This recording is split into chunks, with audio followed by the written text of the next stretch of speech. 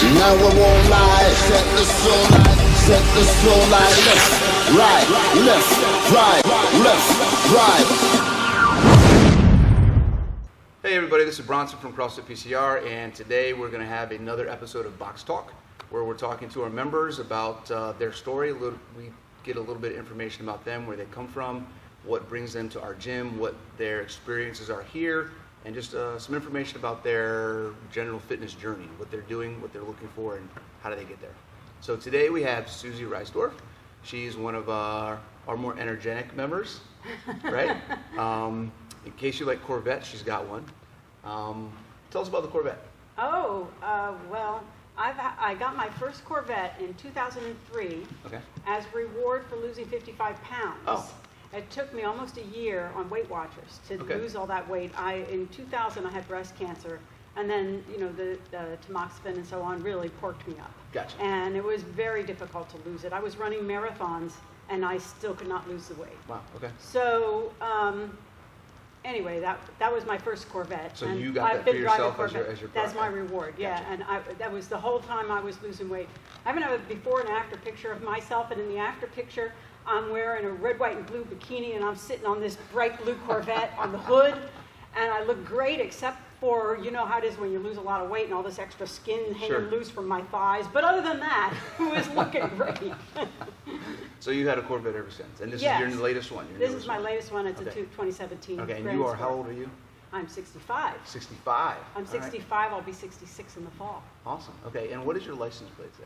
21 again. And what is that all about? Well, you know, the whole time I was dreaming about this new Corvette, and I was going to paint it black with dragons and have a, you know, and call it Dragon Girl would be my license plate, or it was going to be all black and wicked looking, and it would say Batgirl.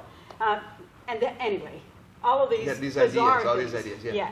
Then when I finally got the Corvette and I just drove in it, it kind of named itself. I mean, it was just, I really did feel like I was a kid again. Awesome. It was great. Awesome. And 16 again was taken. So 21 What again. about 18 again? 18 again? It was also taken. I think Really? 21 again was my third choice. Wow, that's awesome. Okay. So you've had that license plate for a while too, right? Yes. Yeah. Since then, since Okay. I got the first Corvette in So 2003. your health journey has been a long one. Oh yeah, I started running in around 1970. Okay. And my first pair of running shoes, they were Pumas, and in those days, you could only buy men's running shoes. They didn't make them for women. I don't know if you know this, but the first time a woman ever ran a marathon was 1984. And that Boston was Marathon, right? Yeah, and that was because Joan Benoit, wasn't it? And she signed up with her initials so they wouldn't know she was a girl. And then the only reason she actually got to finish is because they captured her on news. The guards were trying to remove. Pictures of people trying to pull her off. They were trying to pull her off, Yeah. but she was surrounded by guys, and they wouldn't let them pull her off. Yeah. So that was yay. So you've been running for a while. I've been running for a long time. I've always liked running. Okay. That's been my exercise of choice. Okay. And then when did you say you had breast cancer? 2000. 2000. 2000. So I had it took breast cancer. you gained a lot of weight. It took you some time to get that back off. Yes. What's your experience? What have you been doing since then?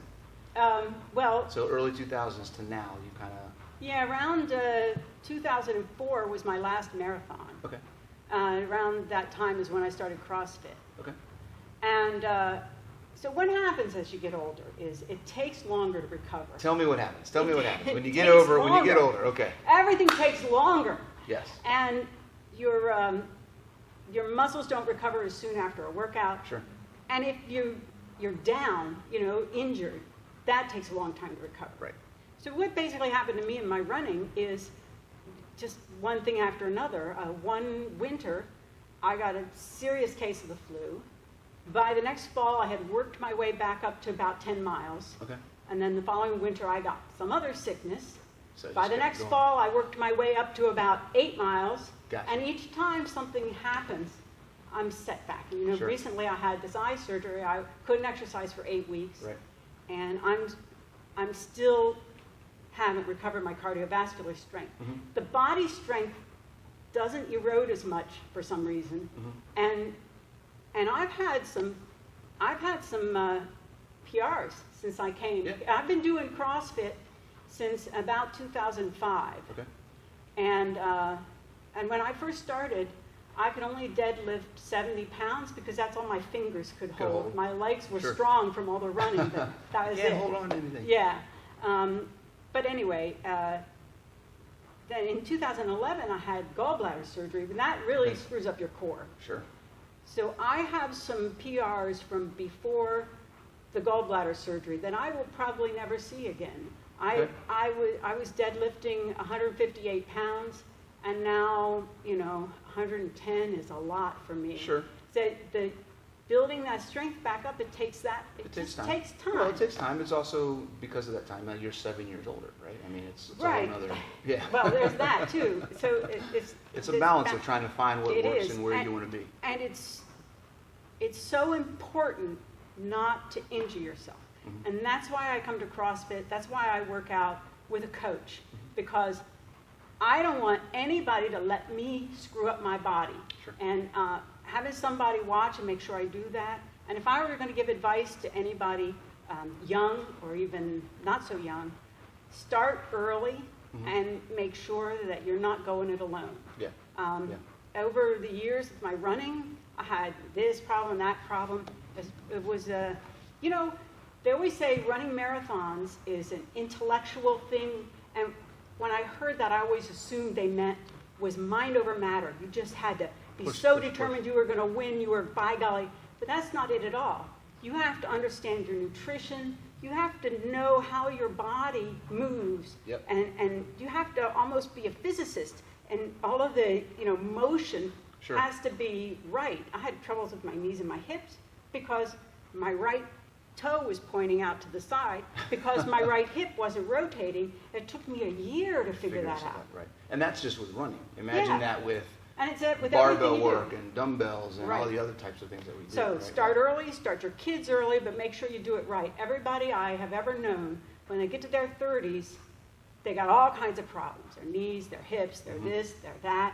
And it's because while they're in their teens and their 20s, they're just flailing around any old way and doing whatever they want. And you just can't keep that up. Sure. Sure. Absolutely. So anyway, it's that balance between always pushing yourself to do more, but not so Not much that so you get much. an injury, Don't because cross if you that get an injury, then you're really done. Gotcha. Okay. So, but you do have to be, there's no maintaining. If you're not constantly working to make yourself better, whether it's working out or your career or, talents or your new house, Sure. if you're not constantly pushing to be better, it's always gradually getting worse. Sure. There's no That's true. steady state. That's a good point. Yeah. So You're either getting better or you're getting worse. There is no way to keep it in the middle. you right? can't just say, well, I'm just going to run every Saturday. I'll run 10 miles. I'll just do that Sure. for the next year. Get